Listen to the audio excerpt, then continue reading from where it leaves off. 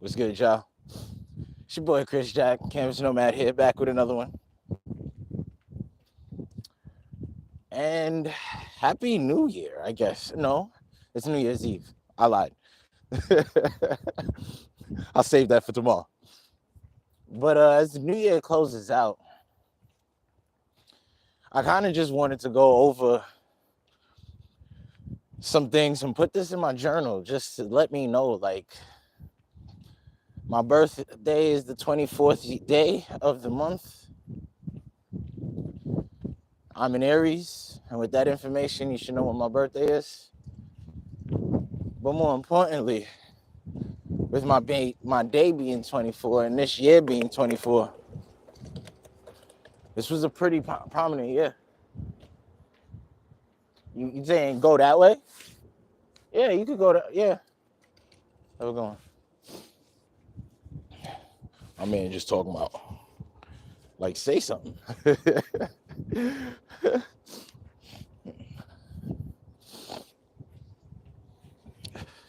So yeah, my bad. With my birthday being the 24th day, this being the 24th year of the millennium, I gotta say, the year lived up to the hype. It really has. It's been a great year for many reasons, and of course, you have your highs and lows. I remember in January, that was when I really was like, you know what? I'm getting back on the plane. I never went anywhere for my birthday. I told myself, I'm getting on the plane for my birthday. I did a 5-day stay in DR. Not enough time at all. Especially the way I travel. 5 days was not enough. Not at all. But I enjoyed it. I got to sit there and say, I didn't go to DR for my the usual reason why I travel, which is why I know for a fact that that's not why I travel. Because although I had an amazing time in DR, to me, that's a top 5 country right there. Hands down, that is a top 5 country. I felt empty when I left. You know what I mean? There was a lot of things that happened that didn't allow me to, like, really explore the country itself. So I really went there to party. But I didn't plan it that way. It just happened that way. And after just partying, I realized, nah, I like to really dissect the culture, really understand it, see the daily routines of people, see everyday life.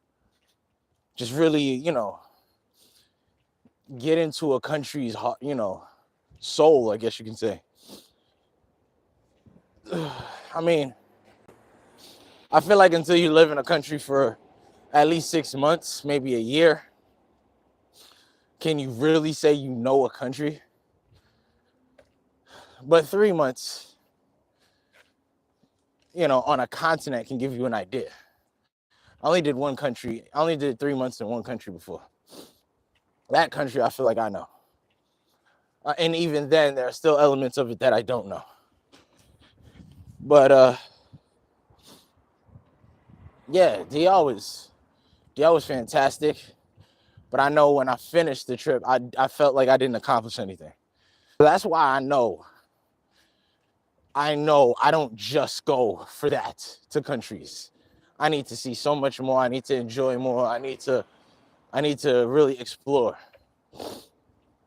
And then I got bit by the travel bug again. So I decided to uproot where I was at. And I thought I was going to get a remote job. Well, I did. But it didn't work out the way that I wanted. And I don't like going backwards. So when I uprooted and the remote job fell through, I was like, I already committed. I can't pull back now. So I said, I'm going to Asia. And crypto was doing really well. Tell me why before I went to DR for my birthday, crypto was up massively. Yo. So I was like, you know what? I'm going to take a portion of this, a very, very small portion. It shouldn't even be a drop in the ocean compared to what I had. And tell me why the day before I left for DR, it fell significantly. I'm like, of course. And everybody knows when you're pulling shares out at a lower price, you actually take more money when it goes back up, right? So it goes back, it doesn't go up as high because you have to take more shares. So that happened. And then as soon as I came back, guess what crypto did? Went right back up. And I was like, yo, it's like life knows when I'm trying to plan these things. Like literally, it was the night before. So then I got bit by the travel bug. I had put in my 2 weeks. And I'll be honest with you, like, I was excited. I was nervous. I ain't never done no stuff like that. Like, I traveled by myself before, but I ain't never done no stuff like that. I never even thought in my wildest dreams I would even be in Asia. Because I was like, you know what? In June, I'm going to go to Colombia. But then when the remote job fell through, I was like, you know what? I already told people I'm doing this. And then I started thinking about, okay, well, what if I go to Asia? I don't know. I was just on YouTube and Asia started to pop in mind. I was just like, yo, I think this might be a better fit. Everybody, like, 2 months before I had planned this, I think it was like 8 Americans died in Colombia. And all my friends is like, yo, you gotta go to Colombia. My boy goes there every 3 months. He got family out there and all kind of stuff. And it'd be like 8 of them that go. So I was planning on going with him. And then I was like, nah, I like the solo travel. And Asia just popped in the head. And I was like, yo, the job fell through, this, that, and the third. Why don't I just go now? So May 5th. Actually, no, let me tell you seriously. I was gearing up to go somewhere. I was telling everybody that I was going to go. But in my head, I had not committed. In my head, I had not decided that I was going to go. But I was telling people that I was going to go. I put my back up against the wall. So now I had to go somewhere.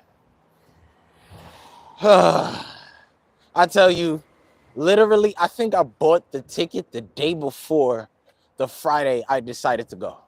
The day before. And what's crazy was I remember looking that Monday for tickets of prices. I was flying in, and a round trip was going to cost me $1,200. I was like, okay, that's not bad. Let me see on Tuesday, because I know if you go on the Skyscanner app, on Tuesdays, it usually lowers the price. So I waited a day. That ticket went up to $1,600. I was like, God damn it. So I got pissed off and just didn't buy it that day, right? Then Wednesday, guess what crypto does? Like, it falls even more significant than it fell when I was in, more significant than when I was going to DR. Like, I'm talking about like a good portion of it was just gone.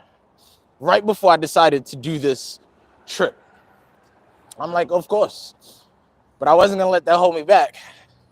So because it fell, I was like, let me wait one more day to see if it goes back up. It didn't go back up. And tickets were like around 1,500 round trip. So I told myself, you know what? I'm gonna buy a one-way. And I bought a one-way the night before. And I believe it was like 2 o'clock the next day. Yeah, I believe it was like 2 o'clock the next day, 2 in the afternoon. My flight was leaving. I was on Qatar Airways, one of the best airlines ever. And yo, that was an amazing flight. But 18 hours, yo, that flight was brutal. That was the first time I ever did that. We landed in Qatar for a layover. That is easily the most beautiful airport I've ever seen in my life. In my life. Most beautiful airport I've ever seen in my life. Like, if they got a zoo in there, I wouldn't be surprised.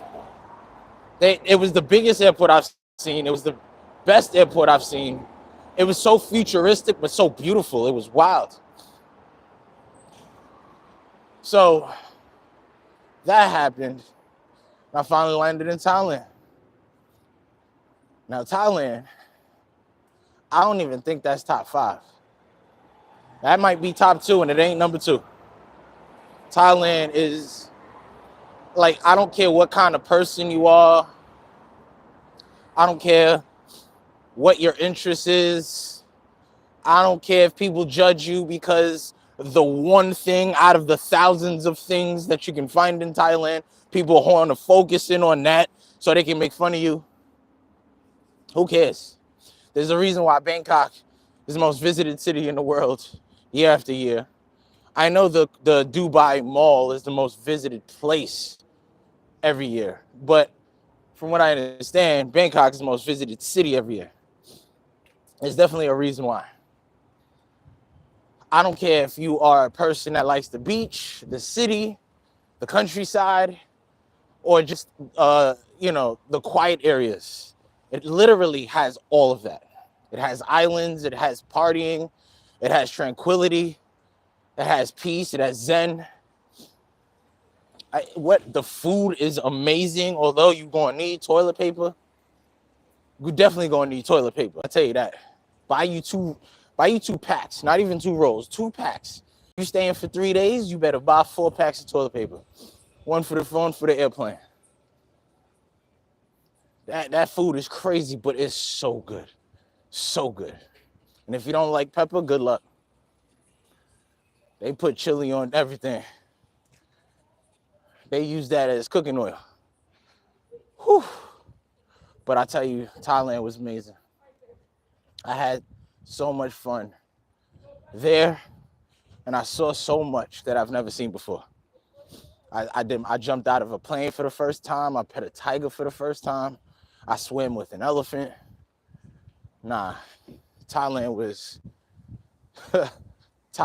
a great experience. I'm definitely going back. And then I bought a one-way there, right? But for me to have stayed there, I needed to have a ticket leaving. And at the time, they still had the border runs that you had to do after a month. So instead of doing a border run, I was like, all right, why don't I just go to another country? So the day before, I had planned I went to the Philippines. Now, the Philippines was absolutely amazing too. But sorry. I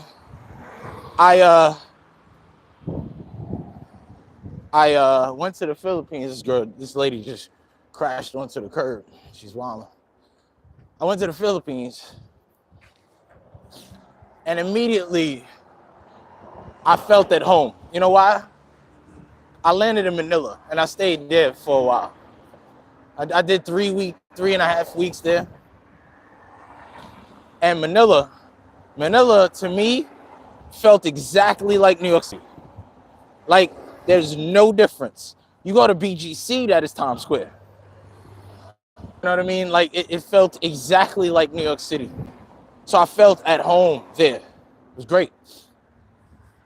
But they got some places that, like the Green Belt.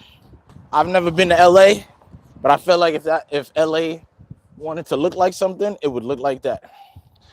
They got a lot of places there that's really nice, like really nice. If you're a city person, Manila's for you. Manila's for you. As a person who grew up in a city, it's not really for me. My aunt has a dream of going there one day. I don't want to make that happen. And if that happens, I'll definitely go back. I'll probably go back regardless if I can. I have other places on the itinerary ahead of that, but if I can, I will go back. But that felt too much like home. It was too familiar for me. And it was a stark contrast. Even though you'll have your fun, it's a stark contrast from Thailand to Philippines. A stark contrast. Everybody speaks English, at least in Manila. There are a lot. It's just different. It's just different. It's just different. Like Thailand. How to say it? Like they're very friendly, but so is the Philippines. But like Thailand is like they embrace, but so does Philippines. They embrace foreigners. They both do. It's kind of weird. Like it's different. It's two different places, but they have elements of being the same. Like it's hard to explain. It really is not. I think about it. But the Philippines was an amazing place. I liked it. 7,000 islands. It's crazy. And I only stayed in Manila. I did 4 provinces, but they were all near Manila. I would love to see Davao City and Cebu. So I definitely have to go back. But for now, that was my time there. I spent about 2.5 weeks there. And the reason why I spent 2.5 weeks there was because that was the first time I realized my passport is great, but it ain't the best. It ain't the best. So I remember buying my ticket, going to the airport after 3 weeks. Nah, it's after 2.5 weeks, because I stayed an extra week. After 2.5 weeks, went to the airport. They was like, do you have a visa? And in my head, I knew I had to get a visa. But every country I've been to so far, and at that point, I think I had, 17 under my belt? So every country I've been to, I was able to buy a visa right there. Now in Vietnam, you got to buy the visa like 5 days before online. And then you got to wait till you get it so you can show it at the airport that you're at so that you can board the airplane. So they know for a fact that when you land, you have a visa. Didn't know that. So I spent like an extra $700 staying 5 days there. And I was so mad. But it was a lesson learned. But it was definitely a lesson learned. But I finally landed in Vietnam. And I got to say, Vietnam was,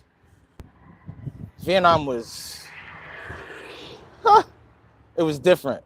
It was a cultural shock to me. First of all, that was the first country I've been to where like the language barrier was something I really felt. Like in El Salvador, Costa Rica, in those places, I knew some Spanish and I could read it very well. So I wasn't scared or nervous about that in any way.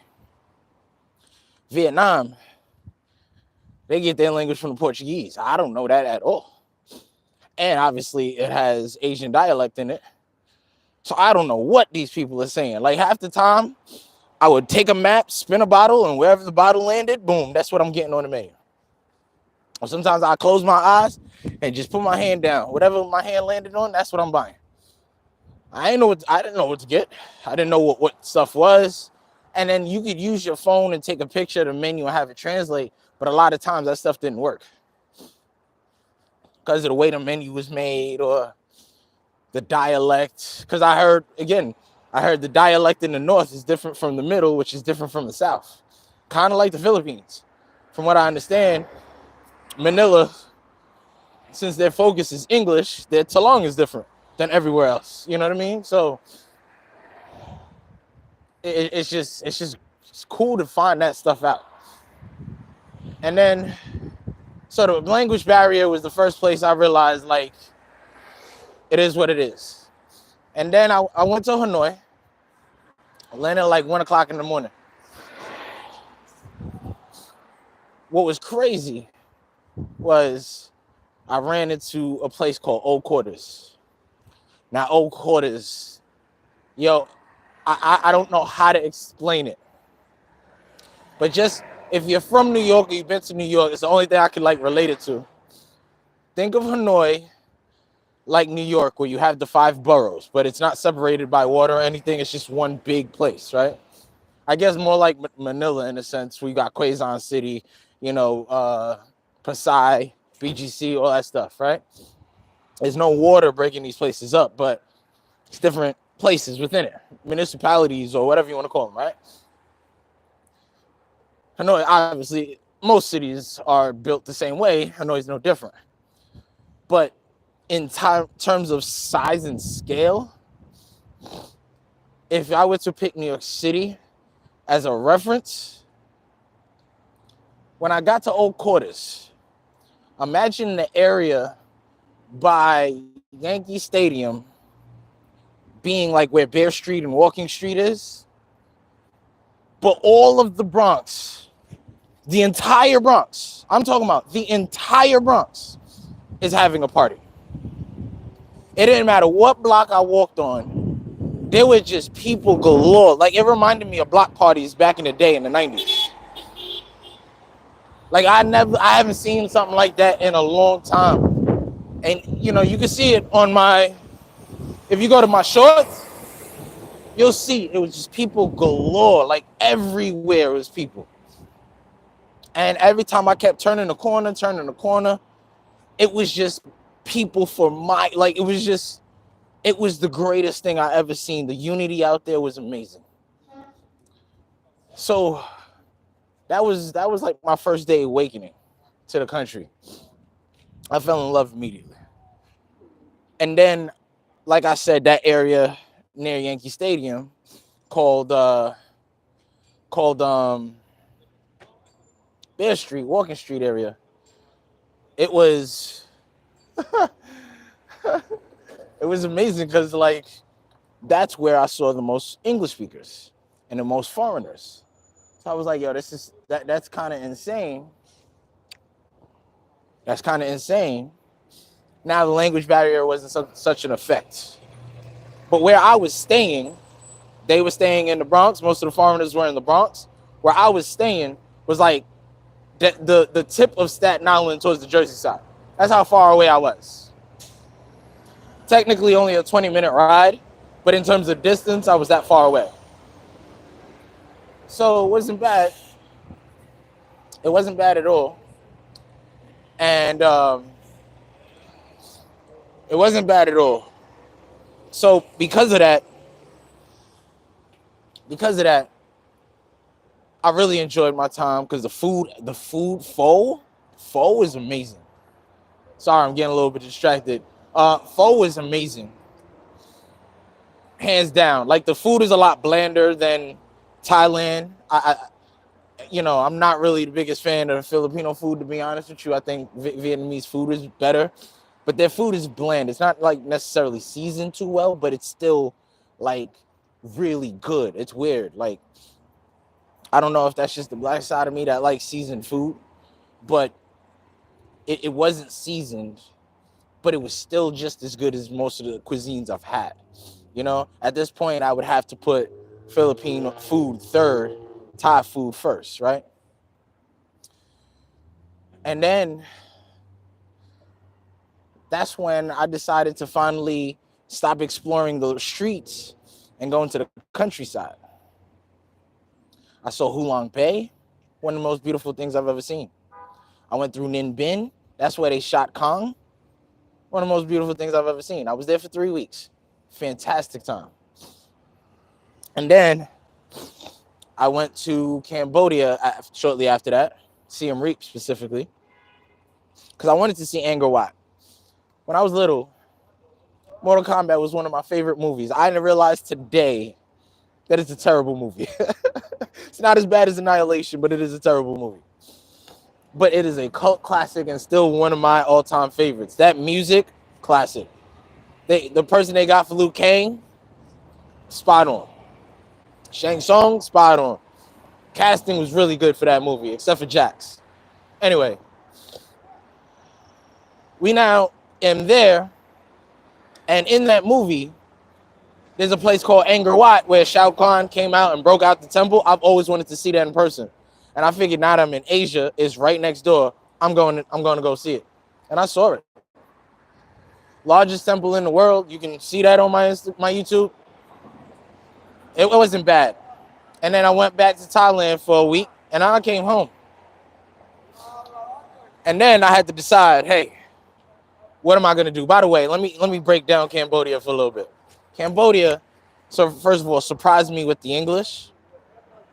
A lot of people speak English in Siem Reap. Very quiet town.